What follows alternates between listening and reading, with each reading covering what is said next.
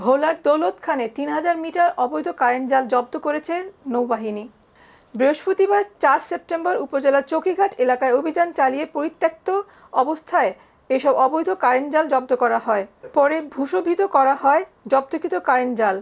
এ সময় উপস্থিত ছিলেন দৌলতখান থানার সাব ইন্সপেক্টর জিয়াউল আহসান ও উপজেলার মৎস্য ফিল্ড অফিসার জীবন কৃষ্ণ দাস।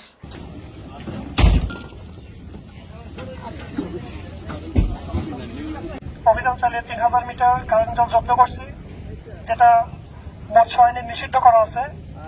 মাঝি ভাইরা এখানে যারা আছেন সবার উদ্দেশ্যে বলা হচ্ছে, আপনারা ভবিষ্যতে এই জালটা ব্যবহার করবেন না, আপনারা সতল জাল ব্যবহার করবেন।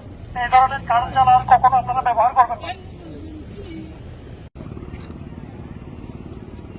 একটা আর্মস যাও তো এখানে।